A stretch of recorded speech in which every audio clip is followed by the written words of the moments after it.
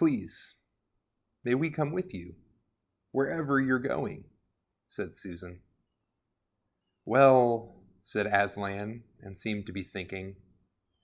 Then he said, I should be glad of company tonight. Yes, you may come, if you will promise to stop when I tell you, and after that, leave me to go on alone. I was thinking about this scene from The Lion, the Witch, and the Wardrobe as we've entered into Holy Week. And I'll admit I've been experiencing something of a spiritual or maybe liturgical whiplash these last few days. You see, last Wednesday, we recorded the worship service for Palm Sunday, but immediately after that, also on Wednesday, recorded worship for Palm Sunday. Last night, Tuesday night, we recorded worship for Good Friday. And tomorrow, Thursday, we'll record for Easter. And so I've been experiencing Holy Week out of order. And I'm finding that the disconnection between how I ordinarily experience this week and the things that I try to get out of this week have been altered. Now, I am certain that most people are not experiencing Holy Week out of order because of recording worship. That's probably an occupational hazard of being a pastor. But there is no doubt that we are all experiencing this week in ways that we never have before. And that the ways we experience each individual service that we encounter, or the spiritual practices we might have this week, have changed as well. This scene from The Lion, the Witch, and the Wardrobe is where Aslan is heading towards his death. He has, just in the chapter before this, agreed to take the place of Edmund, who had betrayed his siblings and as such was owed to the wicked witch. And in exchange for Edmund's life, Aslan has promised to give the witch his. The children do not know that. But as he's walking up to the stone table for that sacrifice, Aslan encounters these two girls, and they offer to walk with him. Even though his instinct is to shield them, to ask them to leave, Aslan accepts. That's a theme, being with other people in the darkest parts of our lives.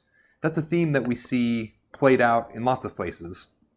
Not just in this book, and not just on Good Friday with Jesus or Maundy Thursday, but in lots of places. I think about the final book of Harry Potter, right, where Harry is heading towards one of his final encounters with Voldemort in the forest, and before he reaches Voldemort, he reaches for the Resurrection Stone, and that he's able to spend moments with his parents and with other people that he loved. Or I think about the Lord of the Rings, and that as they approach Mount Doom, that Frodo is with his best friend Samwise, or as the book concludes, that Frodo departs for another realm with Gandalf and others. There is something about the dramatic climax of a battle between good and evil that we see in Holy Week that I think requires that we experience it with others. And we see that with Jesus, right? That he spends the final week of his life with his disciples, with his friends. That he spends Thursday evening in the final supper with them. That he asks them to come with him to the garden.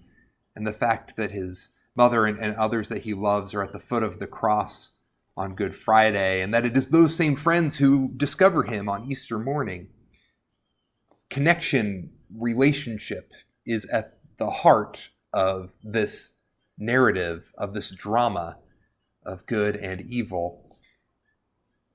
And it's really hard to be experiencing that out of order, or to be experiencing it not with the people we ordinarily experience it with. And so I'm not sure I have an answer for how to circle that square, as they say. We are physically distancing ourselves for very good reason. And many of us are with people that we love. But knowing that this week is going to be experienced very differently, I think there is value, I hope we can get something out of it, in dwelling in the discomfort of being alone, of being with ourselves in ways we have not been during Holy Week, in ways that I think might give us some connection to what Jesus might have felt in his final moments. Not a perfect analogy, but maybe close.